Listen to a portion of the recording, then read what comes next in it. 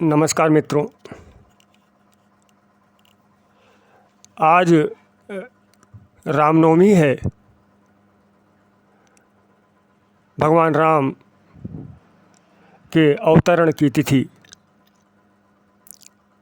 इसलिए मन हुआ कि राम जी पर कुछ चर्चा की जाए। शुरुआत करने से पहले माता जानकी से और भगवान श्री राम से हाथ जोड़कर क्षमा मांगता हूँ कि यदि मेरी वाणी में, मेरी बातों में कोई त्रुटि हो जाए तो कृपा करके मुझे क्षमा करेंगे।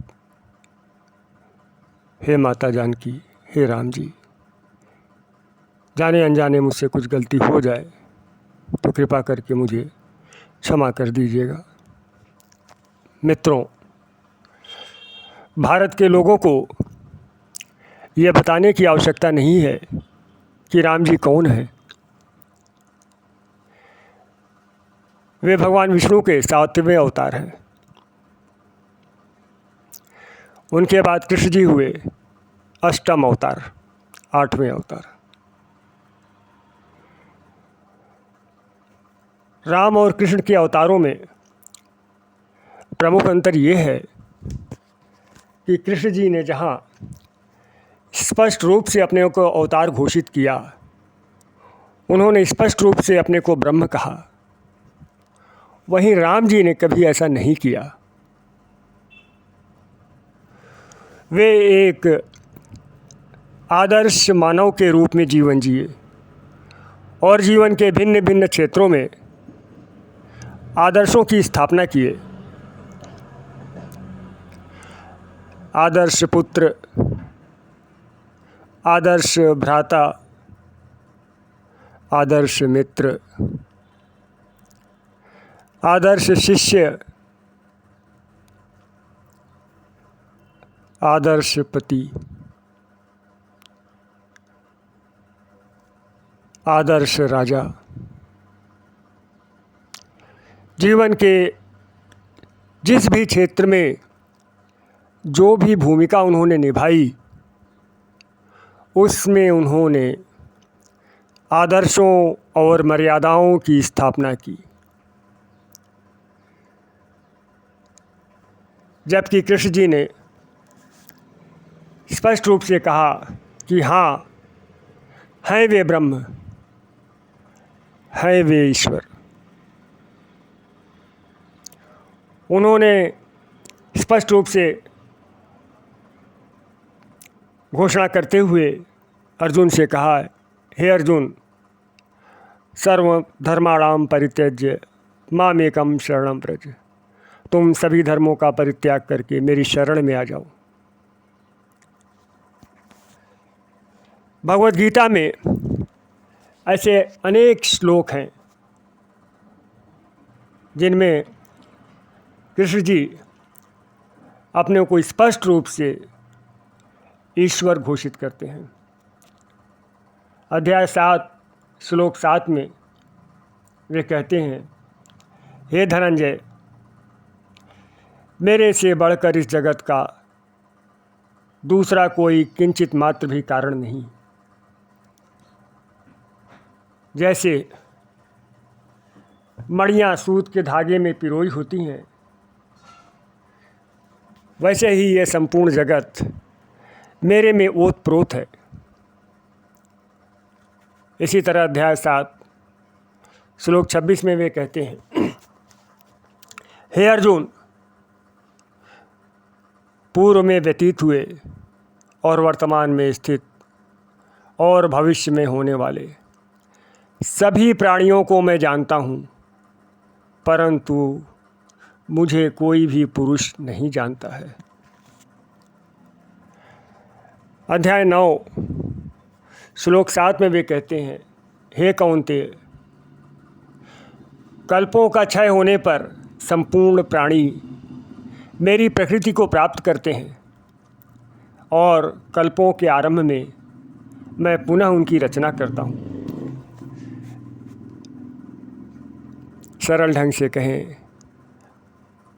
तो प्रलय होने पर सभी प्राणी उनमें लीन हो जाते हैं, उनमें लय हो जाते हैं, और सृष्टि का जब आरंभ होता है तो पुनः उनकी रचना उन्हीं से होती है। ढेरों श्लोक हैं, लंबा हो जाएगा। कुल मिलाकर बात यह है कि कृष्ण जी ने अपने को स्पष्ट रूप से अवतार घोषित किया, राम जी ने नहीं किया। क्यों नहीं किया? क्योंकि उनके अवतरण का उद्देश्य ही कुछ और था। उनके अवतरण का मुख्य उद्देश्य था संसार में आदर्शों की स्थापना करना। और जिस भी चरित्र में आप देखेंगे आप पाएंगे कि उन्होंने आदर्श की उस ऊंचाई की स्थापना की है, उस प्रतिमान पर उस आदर्श को ले गए हैं जिसके आगे ले जाना किसी के लिए संभव नहीं है। वे मानवता को रास्ता दिखाना चाहते थे। वे बताना चाहते थे कि किसकी क्या भूमिका होनी चाहिए। उन्होंने स्वयं को कभी भी अवतार नहीं कहा, और इसीलिए भगवान राम को मर्यादा पुरुषोत्तम कहा जाता है। और कभी भी सर्वोत्तम राज की बात होती है तो राम राज की बात होती है।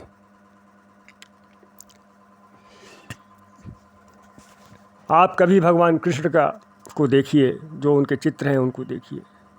भगवान कृष्ण के ओठों पर एक हल्की सी मुस्कान आपको हमेशा दिखेगी। यह ब्रह्म की मुस्कान है, परमात्मा की मुस्कान है।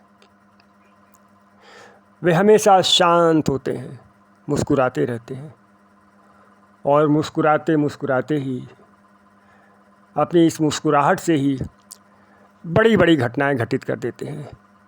कृष्ण जी कभी विचलित नहीं होते, कभी रोते नहीं, कभी परेशान नहीं होते। जबकि राम जी को आप कई बार विलाप करते हुए, रोते हुए देख सकते हैं। जब सीता जी का अपहरण हुआ तो एक सामान्य मानव की तरह वे रोते हैं, कलपते हैं, विलाप करते हैं। जब लक्ष्मण जी को बाण लगा तब भी वे रोते हैं। लेकिन एक सामान्य मानव के रूप में अपने को प्रदर्शित करने के बावजूद जो काम किए राम जी ने, वे सामान्य मानव के वश के नहीं थे। उनके जीवन की कुछ घटनाओं पर दृष्टिपात करते हैं। पहली चीज, जब उन्हें 14 वर्ष के लिए वन को जाना था तो जो कैकेयी ने वरदान मांगा था उसमें वनवास का वरदान मांगा था। ये नहीं कहा था कि वे नंगे पांव जाएंगी। लेकिन न केवल राम जी बल्कि लक्ष्मण जी और माता जानकी, तीनों ही लोग नंगे पांव विचरण किए, नंगे पांव वन को गए। क्यों? क्योंकि भले ही इन्होंने अपने को अवतार घोषित नहीं किया, लेकिन थे तो अवतार ही। माता जानकी भी महालक्ष्मी थी, राम जी विष्णु जी के अवतार थे, लक्ष्मण जी को आप जानते हैं शेषनाग के अवतार थे। नंगे पांव जाने का उद्देश्य ये था कि जो उनके पांव से चैतन्य लहरियाँ, ब्रह्म चैतन्य प्रवाहित होते हैं, वे ब्रह्म चैतन्य धरती में एब्जॉर्ब हो जाए। जहाँ जहाँ वे जाएं वहाँ वहाँ वह चैतन्य फैल जाए। इस तरह से भारत भूमि को राम जी ने, जानकी जी ने और लक्ष्मण जी ने अपार कष्ट उठा करके भी आध्यात्मिक ऊर्जा से ओत-प्रोत कर दिया। भारत में आज जो इतनी आध्यात्मिक ऊर्जा है उसका कारण एक तो ये है कि यहाँ पर बहुत सारे अवतार आए, और दूसरा कारण ये है कि राम जी ने वनवास के दौरान नंगे पांव विचरण किया और अपने पाँवों के माध्यम से अपने चैतन्य को धरती में, भूमि में समाहित किया।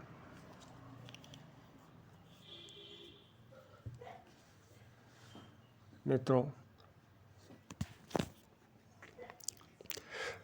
कारण तो और भी है कि भारत क्यों अध्यात्म की दृष्टि से इतना महत्वपूर्ण है, लेकिन इन दो कारणों को आप प्रमुख रूप से समझिए। अब एक और चीज़ आप देखिए, राम जी जब वन को गए तो सीधे नहीं गए, जिगजैग जाते हैं। जिगजैग क्यों जाते हैं? आड़ा तिरछा रास्ता उन्होंने पकड़ा। आड़ा तिरछा रास्ता इसलिए पकड़ा जिससे अधिक से अधिक क्षेत्र में चैतन्य उनका फैल जाए। और उनकी लीला देखिए कि उत्तर से लेकर दक्षिण तक गए और इसके बाद श्रीलंका तक गए। चैतन्य प्रभावित किया उन्होंने।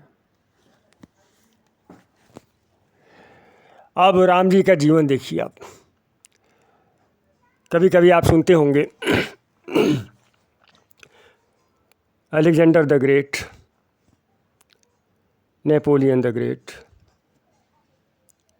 भारत में अकबर द ग्रेट कहने की बड़ी परंपरा है, अशोका द ग्रेट भी कहते हैं।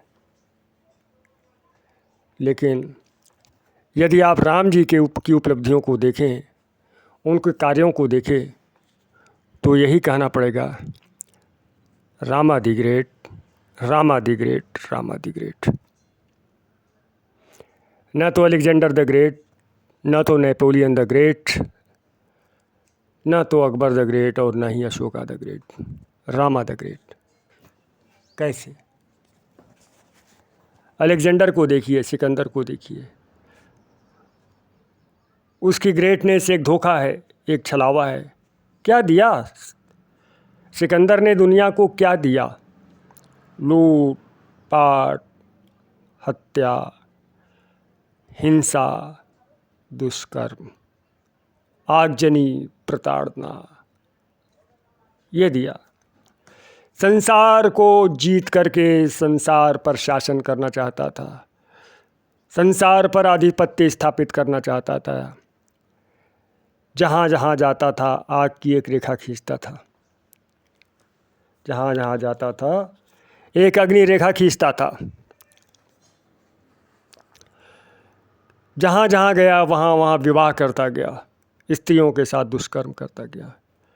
भारत में पहला जौहर सिकंदर के कारण ही हुआ, जब बहुत बड़ी संख्या में स्त्रियों ने, हजारों की संख्या में स्त्रियों ने आत्मदाह किया।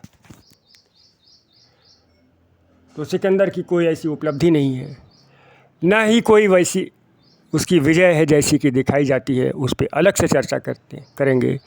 आप ये जान लीजिए, उसके विजय की कहानी भी एक झूठ है। वह हारा, एक बार नहीं अनेक बार हारा है। कभी इस पर वीडियो बनाएंगे। आगे बढ़ते हैं। नेपोलियन द ग्रेट भी नहीं था, चरित्रहीन था। कितनी ही स्त्रियों के साथ उसने संबंध बनाए, विवाह किए। वो भी, नेपोलियन भी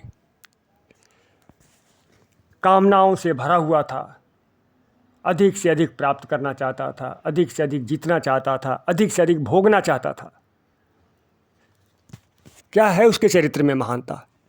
ऐसा कोई महान सेनापति भी नहीं था। स्पेन में हारा, रूस में हारा, वाटरलू में तो आप जानते ही हारा, एक बार नहीं बारंबार हारा।